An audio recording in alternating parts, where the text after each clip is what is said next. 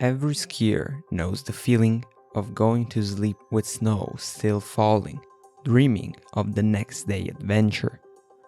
For 16 of the top freeskiers in the United States reunited on February 18, 2012 in the Stevens Pass ski area in the Cascade Mountains, it was a known feeling. But that day, something was different. The conditions were too good to be true, almost as it was part of a dream. Insane amounts of snow had fallen on the steep slopes of Tunnel Creek, a serendipitous junction of place and powder. But as the skiers plunged into the breathtaking pow, 1 second is all it took to turn that dream descent into a nightmare. The Cascade Mountain Range includes some of the most renowned mountains in North America, and in the winter season, it becomes a skier dream, completely submerged by some of the finest snow in the world. The top of Cowboy Mountain, about 75 miles east of Seattle, rises to 5,853 feet, about half the height of some of the tallest Cascades, but higher than its nearest neighbors, enough to provide an amazing view from its peak. To one side, down steep slopes, is Stevens Pass ski area, and about 400,000 visitors each winter make it one of the most prominent ski resorts in the Seattle area. To the other, outside the ski area's boundary to what is considered the back of Cowboy Mountain, is an unmonitored play area of reliably deep snow, known as Tunnel Creek. This untouched part of the mountain is a playground for free skiers and backcountry lovers, but with its beauty also comes risk. Avalanches were not foreign to this area, and what still today stands as the deadliest avalanche in US history took place just about a mile away from Tunnel Creek. In 1910, after a massive snowfall, 2 trains were trapped on the railway passing through the mountains, and one lightning strike is all it took to turn the scene into a disaster, causing 96 fatalities. As we all know, history is likely to repeat itself, and these were the perfect premises. The Tunnel Creek area had everything an avid free skier could dream of. It was easily accessible, and from the tallest chairlift, all it took were 10 minutes of walking to reach the peak of what was described as heaven on earth. Moreover, the landscape was ideal for skiing, with snow pillows, sporadic trees to make it feel natural, and incredibly steep slopes. However, powder and people are the perfect ingredients for avalanches, and on Tunnel Creek they were so frequent they could have been considered features. Its slopes, mostly from 40 to 45 degrees, are optimal for avalanches, flat enough to hold deep reservoir of snow, yet steep enough for the snow to slide long distances when prompted. The big elevation change means snow can be fluffy at the top and wet and heavy at the bottom. Natural events can cause the snow to crystallize or to melt quickly, rapidly becoming a danger to avoid. And most importantly, because Tunnel Creek is outside the ski area, it is not patrolled or specifically assessed for danger, leaving whoever ventures on top of its steep slopes at his own risk. Like many ideas sound better in our minds, skiing Tunnel Creek was an idea that started as a playful joke, only to actually turn into reality. It was the 18th of February, and the snow had been falling without signs of stopping for 2 days on the Cascade Mountains. The old crusty and hardened snow had been replaced by a fluffy powder, a sight that would have kicked into high gears many of the skiers waiting that morning in the lodge at the base of Stevens Pass.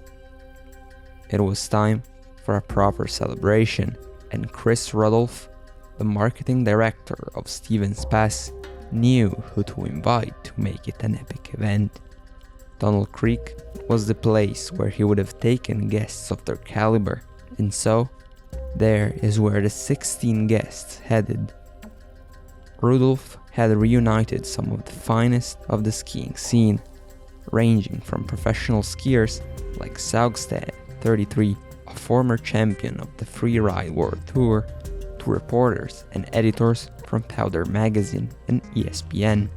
On top of that, there were executives from ski equipment and apparel companies, and also Stevens Pass regulars, some with broad reputations in the niche world of skiing.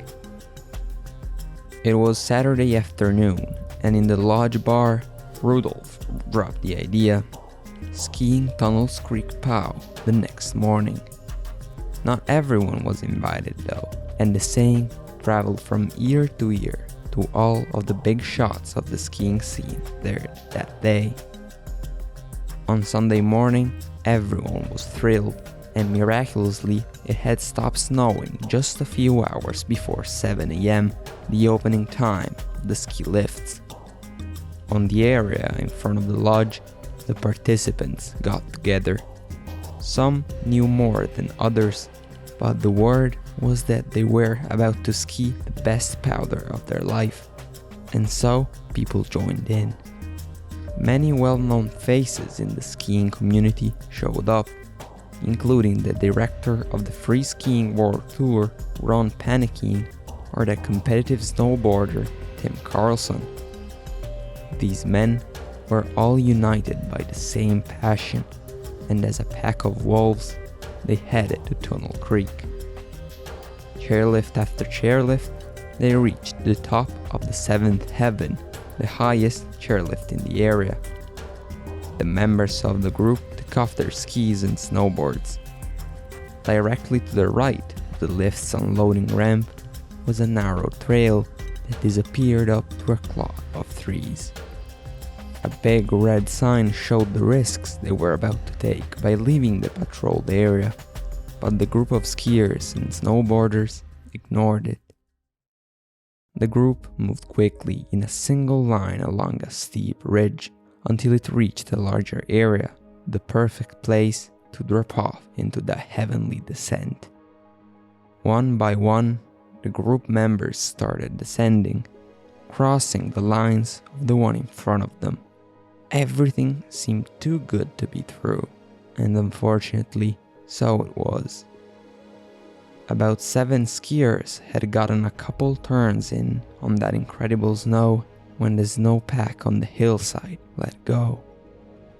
The avalanche was described as a ghostly white fog, a powder cloud 2 stories high.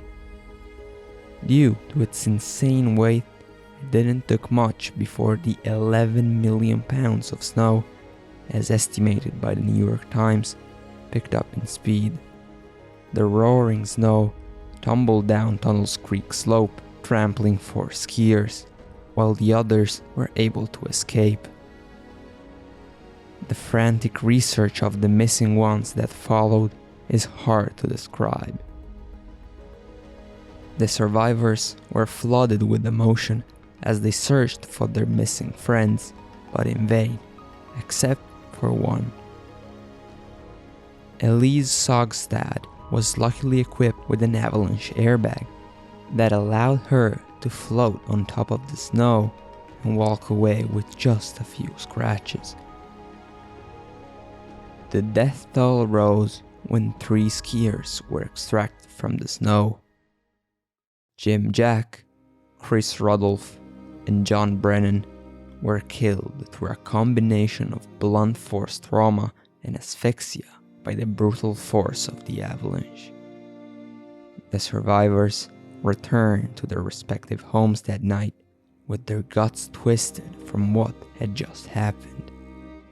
On that day, Everyone could have been where the three skiers were at the wrong time. The realization of what they had just survived kicked in later, but scarred them forever. This haunting tragedy was not a product of chance alone. Unstable snowpack, triggered by unseasonably warm temperatures, created a treacherous foundation for disaster. The skiers' judgment was clouded by the infamous powder fever, and they pushed forward, oblivious to the mountain risks and disregarding vital avalanche warnings. The Tunnel Creek Avalanche remains an indelible mark on the world of backcountry skiing, and to this day, the three skiers that lost their lives on that fateful day are remembered as heroes in the skiing community.